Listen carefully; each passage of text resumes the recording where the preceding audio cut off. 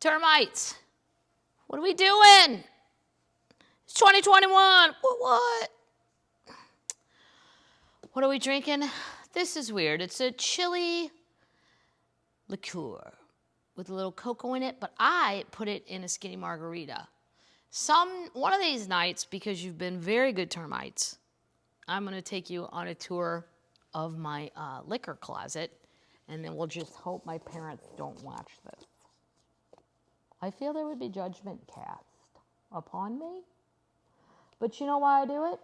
Because I go to cities, and then I get excited at the airport because they always have a display of their local stuff, and then I want to try it. So then I bring it home, and then when my friends come, I say, let's try this weird shit.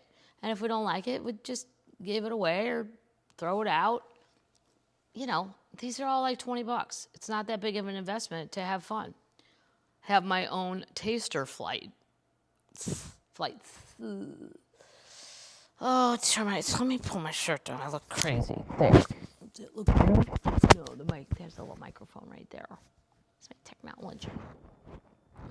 Let's get back into Loretta. She's getting stalked by people. She's getting so famous now. It's just wonderful. One time I was signing autographs and this woman wanted me to sign her shirt. I said, ain't that something? That shirt looks just like one I got. She said, it should. I got it off your clothesline. What? You can run into some strange ones anywhere. I remember one time I was signing a book at a book signing for for Coal Miner's Daughter. Fella showed up in his pajamas. Well, it's not that weird. Cops come running in and started to arrest him and take him back to the sanitarium. Wow, how old of a reference is that? Where they said he'd escaped earlier that day. I said, well, he's got a book, ain't he? I better sign it before he goes. Well, good for her. Just because he's a little crazy doesn't mean he doesn't enjoy a signed book. Exactly. Another problem with the ranch was the fact that Doolittle never believed the kids should play a big part in running it.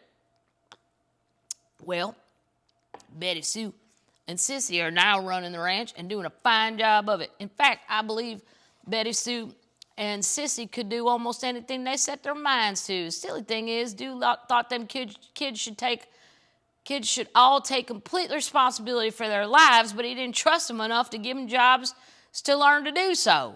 There was work Jack could have done on the ranch, could have supervised if Dew had given him the chance, but Dew never seemed to have confidence in our boys. Jack would work for something for a time, and then Dew would bring somebody else to head up the project. I know that hurt Jack a lot because it didn't take much time. Because it didn't take much to hurt my firstborn. And Coal Miner's Daughter, I wrote that working on the ranch was too much responsibility for Jack. That was Doolittle's opinion, not mine. Now, Ernest Ray, he's a different story. It takes a heap to hurt his feeling. He's always been a pistol. Of all the kids, he's the one who'd actually make his daddy say, I love you. Duke could barely say them words to anyone, including me. Yeah, my dad only said that when I was going to Afghanistan, and then I said, you have to take that back, because now I think I'm going to die, because you never say it. So say you didn't say it. Take it back. We also are not big huggers, us people, which has really worked out great for me during this pandemic. Oh, I'd love to hug you, but stay 6 feet away from me. We're just not physical like that. I'd probably sooner punch one of my siblings than hug them. Now, little kids, yes, but other adults, no. Duke could barely say them words to anyone, including me. Ernest Ray would force them out of him. Ernest Ray got interested in music as a little boy, and he started traveling with me before he was a teenager. I used to try to keep the band from using cuss words around him or talking about women the way they was running with. Then one day, Ernest was about 14. I heard a lot of laughs coming from the back of the bus. I went back to see what was going on. One of the band members told me Ernest has just told them the dirtiest joke they'd ever heard. I don't know where he's picking this stuff up, but the band swears it wasn't from them. This was the worst time, though. Once late in the 70s, we stopped at a truck stop to get gas for the bus and was going down the road when I heard the band hooting it up. I looked out the window. There was a big semi with a guy's bare bottom mooning us. I walked up to the front of the boys and asked, boys, when did Ernest Ray get in that truck? They couldn't believe I knowed it was Ernie, but who else would do a thing like that? He wasn't putting nothing over on me.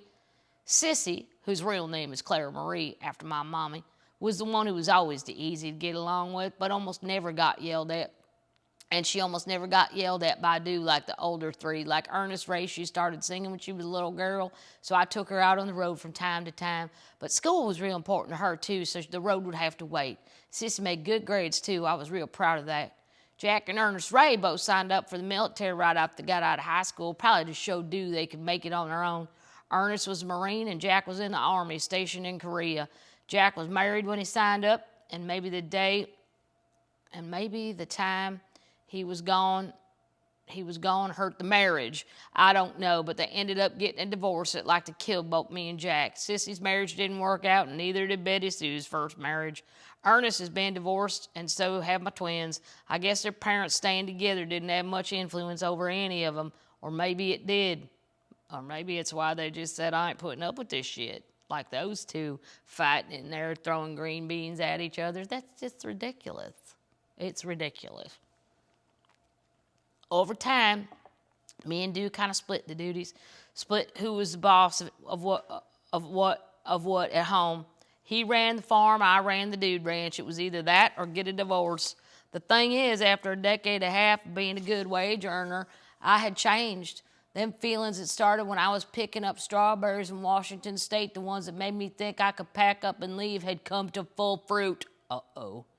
Back then, I saw money as a way to do the actual leaving, but I still don't know how I could live without Doolittle. I couldn't picture me without him in my life. But a lot of things had come to play over them years. I learned that it wasn't just Dew that believed in me. I knew men like Ernest Tubb, Owen Bradley, Conway Twitty, who didn't think I was an ignorant hillbilly. I had women friends like Patsy Cline and Tammy Wynette who loved me and believed in me. Then there was the fans who came to hear my show and applauded, showing me unconditional love that I didn't feel I always got from my husband. That's how I feel about you termites regarding my family. I don't necessarily feel that all the time with them, but I do with you all. Dew wasn't the only towering figure in my life, and while I knew I loved him, it didn't mean I want to live with it. I didn't want to live without him. I could. Here's what happened in Hurricane Mill's version of the gunfight of the OK Corral. Oh, wow. When the American Bicentennial came around in 1976, and they had a big wagon trail that was going across the country, Dew decided he was going to take Patsy and Peggy and make the trip. On the one hand, I thought that was great. What an experience them two girls would have. On the other hand, that was going to happen during the 1 month I'd taken off work at the museum when we was putting together in the old mill on our property. I only had one date to work that month at Sunset, one gig at Sunset Park in Pennsylvania. I was wanting to get that museum at the ranch ready for business, and Dew was bailing me out. Hermile, my brother's daughter, Hermile, Hermale, Hermile. You know Herman wanted a boy, and it wasn't, and he goes, just throw a Lee on the end, and if it's a girl, why not? I have never heard that name before, nor will I probably ever hear it again. Come out to help me. I'd sleep till about 11:30 every day and then get up and work the rest of the day through the night. It was hard work, but we were getting it done. Well, truth come out while Dew was still in that trip. I was at the old church where I stored things. My head was down inside a garbage can when this woman walks in and tells me she's here to run the place. I asked her how she figured that. Dew sent me, she said, real sure of herself. I wondered just how dumb her and Dew thought I was. All it took was her attitude to confront me like that, and I knew she was one of Dew's girlfriends. It made me madder than hell. Well, Dew ain't in charge of this here store, I said. I am. But he give me the job, she ups and says. He ain't got the right to give you the job, I said. Then I run her off the ranch. She must have run straight to Nashville and called Dew because he showed up at the Sunset Park gig. Oh, my God, he went all the way to Pennsylvania. Madder than the devil. What's the matter with you, Loretta? I sent that girl down to run that store, and she said you wouldn't talk to her. Of course I wouldn't talk to her, I said. I run her off the place. He was so mad he was shaking. You'll answer to me for that, Loretta Lynn. No, I won't, I said. I don't answer to you. This dude ranch belongs to me, and the Western store belongs to you. You have the farm, you run that, but I ain't answering to you for one thing in the dude ranch. You want to give your girlfriend a job? Put her on a tractor. Oh, shit. I was expecting a little more, honestly. That's actually a conversation. They've gone a long way from throwing things. Chapter 18. Hello, country bumpkin. My little crush on Cal. Page 154. Dude got his jabs in at me, too, when it comes to suspicions, and sometimes I played right into him. He was busy running the ranch, not too busy to stay jealous of me when I was on the road. Sometimes I'd get a little mad, and other times just plain mean as a snake. I was capable of leading Doolittle right on in the suspicion department. One time, when I come off the road, I was mad at Doo about something. We decided to stay in Nashville and let him stew over where I was and what I was up to, so I went home with the bus driver, Jim Webb, no relation to who? Did she have relatives called Webb? Yeah, I guess she did. And his wife, and stayed a week. Jim come back one day. He'd said he saw Doo in town packing a gun. So finally I called him, was awful happy that I could prove the bus driver's wife was standing there right there next to me. She could stay with me because I asked her to take the week off and paid her twice the salary to do it. But again, it kind of tickled me to be putting one over on Doo. He sure never checked in with me when he run off here and there. That's right. What's good for the goose is good for the gander. I just added that. That's not in here.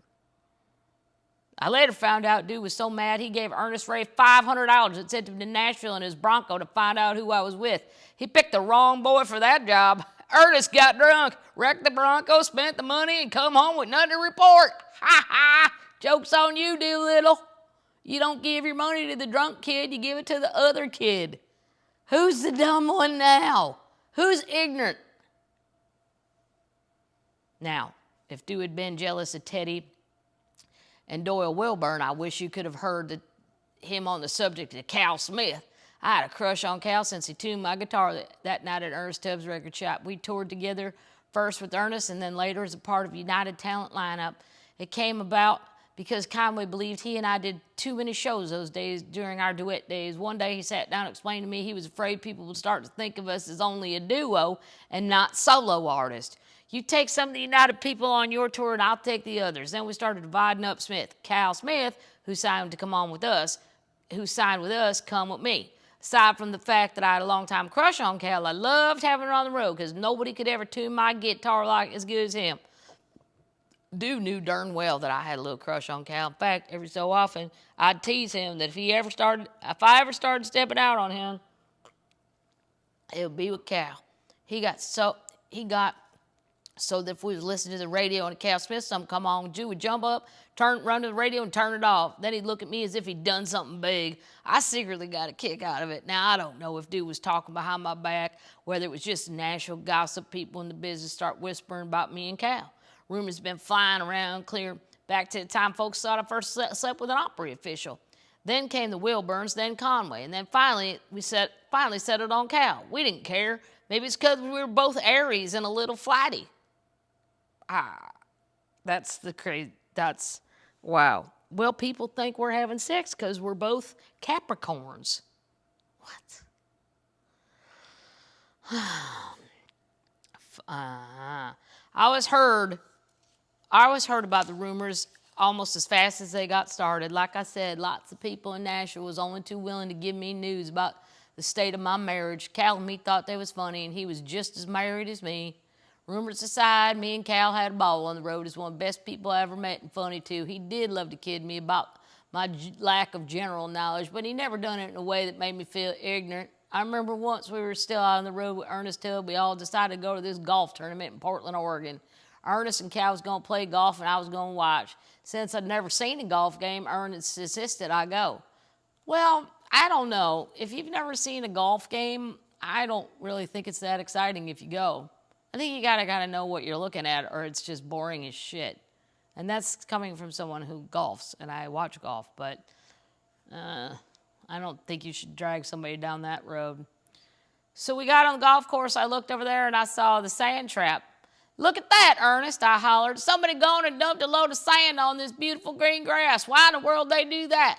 Ernest and Cal laughed their fannies off, but they never made fun of me, not least in a mean way. Cal and me cut up so much at the tournament that finally Ernest looked at us out of the corner of my eye and said, "You two are having way too much fun, in my opinion." Well, nobody asked. We got so full of ourselves, we decided to play it a little bit more, especially since it was right between our birthdays and we wanted to celebrate. Mine is April 14th and Cal's April 10th. That's the evening we went down to the bar at the Holiday Inn where we were staying. My band, the Coal Miners and our Texas Troubadours, were all hanging out drinking and raising the dickens. Ray Griff was on the tour. He was there too. Ray was a Canadian singer who had hits like This Morning, After My Baby Let Me Down. No. And If I'd Let Her Come In. No. He was a good looker too. Doolittle Lynn didn't know how lucky he was. I didn't run around and all that gossip was just that, gossip. I hardly ever went to the bars and hotels, and I don't think Cal Smith did either. I never knew him to be much of a drinker, but we got to talking toward the end of the tournament and decided to really stir some things up. So we walked right into that bar, arm in arm, and took a table for two. Our original plan was to hold hands and coo over each other a little. I think you're playing with some actual gunfire if you're going to take it that far. I would be mighty careful. Doolittle Lynn, he's got guns. They are loaded, and he is not afraid to travel, as we've established in said pages. That boy's ready, and he doesn't seem afraid to use it. I didn't know that. Man, I didn't even know many drink names. Do always had that jug of whiskey, so I wasn't, and I sure wasn't going to ask for one of them. Cal suggested a slow gin fizz. I had me a slow gin fizz. Gross. Blech. I said real loud so those boys across the room could hear me. They heard me all right. Their heads popped up around so they could have broke their necks. Cal just shook his head. He ordered a drink, but I'm not sure what. When the waitress left, I said, Cal, we're going to start us some rumors this time. He just smiled and shook his head. Well, I slipped along with that slow gin fizz until I felt plumb drunk. I can't hold liquor at all, and it tasted more like Kool-Aid than liquor. Finally, I said, I better have me another one of these things. Oh, no. Well, hon, I think this bar's about to close, Cal said, sounding so much like Ernest Tubb it would scare you. He'd traveled with Ernest so long on the road, he started talking like him. Oh, wow, that's always weird. I hollered up to the waitress. I'm going to start doing that on the road. When we end up at a bar after the show, I'm going to tell Chuck or Ronan or Aaron or any of those guys. I'm going to holler up at the waitress, see if I can get us last call. And if we can't, you know what we're going to do? We're going to get gone. That's what we're going to do. We ain't closed, but we're fixing to be, she hollered back. All them boys at the bar rubbernecked at me and Cal again. You could just about hear the gossip they was storing up. In fact, Ray Griff looked so upset I thought he was going to jump up and whoop somebody. Neither me nor Cal wanted anything to do with that because everybody knew that Ray was a karate expert. What? That was big in the 70s too, and probably because of Bruce Lee. My brothers had Bruce Lee posters. Somebody had you could have, the 70s had really cool trash cans for kids' rooms. I had chosen Planet of the Apes. That was my trash can.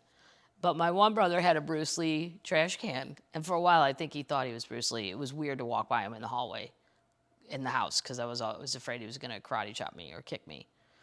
And then he'd go, I was just doing what they do in the movies. Where we go? He knew karate.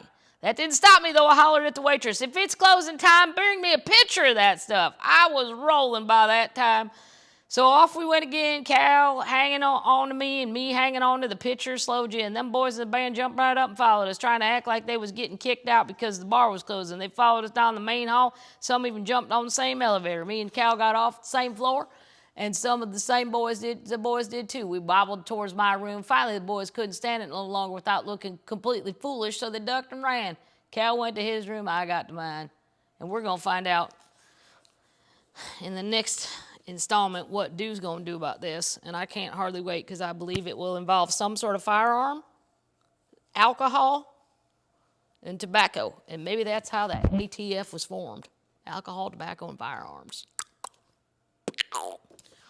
All right, termites, we're going to do it. We're going to make it through 2021. Maybe Liberace's book. George Jones is pretty good, though. How many people do you know drunk on riding a lawnmower? That's in the museum, too.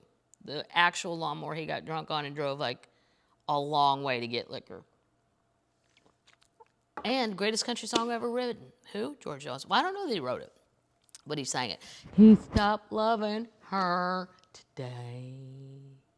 They placed a wreath upon his door. It's so sad. It's the saddest song ever written. All right, termites, pull your sheets up. By the way, that doorbell was not my flannel sheets. It was something I bought for my one sister and her husband that didn't even get here for Christmas. Blah. I'm not going to bitch about it, though, because they weren't here anyway. Pull your sheets up. Are you ready? Are you feeling powerful in January? Just got to make it through February. Then I feel like the whole thing will turn. 2 more months for a turn. That's just my prediction. I'm no Baba Vanga, and I'm no Nostradamus. Thank God. If I saw the shit they claim they saw, sad times. It'd be hard to enjoy a beer when you know all that's going to happen. Or at least you believe it's going to happen. All right, termites, I've talked too much. Pull your sheets up. Close your eyes.